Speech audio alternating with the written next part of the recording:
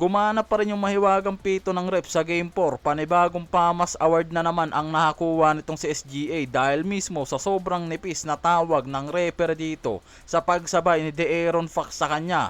Gabuhok na nga lang yung tinamaan, ahit pa, pero natawagan pa rin ng foul dyan itong si Aaron Fox. Walang takas kapag sinabayan talaga si SGA, kahit mga fans nagsisigawan ng flappers kapag hawak na nitong si Shea ang bola. Si Wemby unstoppable, 33 points, 8 rebounds, 5 assists, 11 to 22 sa field, 33% sa field goal. Fourth quarter, halos hindi na nga ipasok yan dahil sa tambak na ang OKC Thunder. Halos lahat ng outside shot ng OKC ngayon hindi pumapasok dahil sa haba, rotation at pressure defense ng San Antonio Spurs. Malaki rito yung epekto ni Wemby dahil bukod sa blocks, biglang natatakot din umatake sa loob yung Thunder ngayon kapag siya yung nasa front. Parang nakakakita ng alien yung OKC Thunders Isa pang malaking adjustment ng Spurs, ang bench production. Sa Game 3 kasi, nadurog sila sa bench scoring Ang Thunder bench nasa 76 points samantalang sila bumagsak sa 23 points lang. Pero sa Game 4 na to, mas gumanda yung bench production nila. Bumawi sila mula sa 30 points. Ang Thunder nasa 30 points pa rin pero hindi na ganun kalaki yung lamang. Nilimitahan ni Mitch Johnson itong si Wemby sa first half pero halos kalahati ng scoring sa kanya pa rin nanggagaling. 22 points, 5 rebounds kasama yung 2 blocks sa first half. Tapos may half court buzzer pa yan. Pero bumaba sa 11 points yung scoring niya sa second half.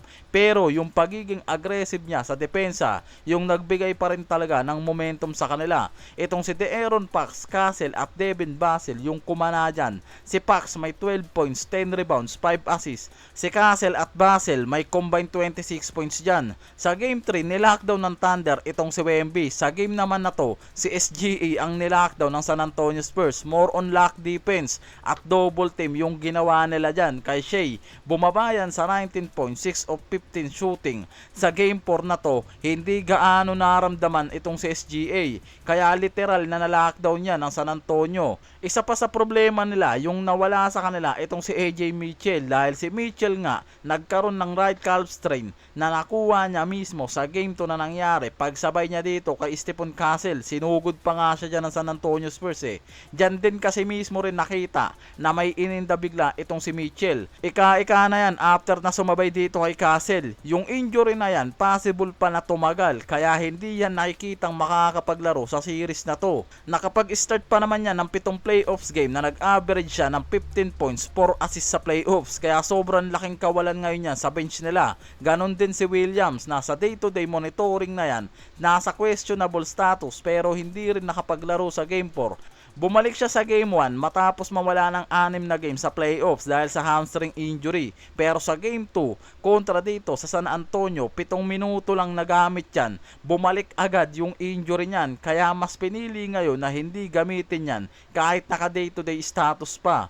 Sa umpisa pa lang ramdam na agad yung intensity ng Spurs Nagkaroon sila ng 16-0 run na nagbigay ng 23-8 lead.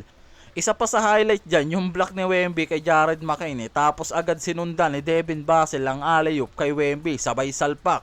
Kaya sobrang mas naging dominant pa ngayon itong si Wemby na mismong nagpahirap nga raw talaga sa OKC Thunder.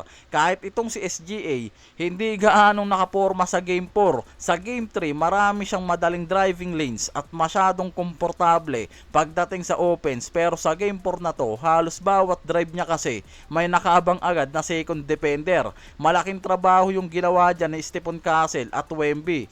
Kaya bumagsak sa 19 points yan, may kasama pang 6 of 15 shooting. Walang Jalen Williams na secondary support kay SGA tapos wala pang AJ Mitchell na may malaking contribution sa bench nila kaya halos bumagsak ang OKC Thunder sa 6 of 33 mula sa 3, 18% lang sa overall. Sinabi naman mismo ni Mitch Johnson after ng game na si Wembanyama talaga yung nag-set ng tone offensively, nag-lead sa defense at rim protection sa kanila at nag-control ng emotional energy sa team. Kaya sa coach na mismo nang galing na itong si Wemby ang system engine ngayon ng Spurs. Offense at defense sa kanya umiikot. 33 points, 8 rebounds, 5 assists, 3 blocks.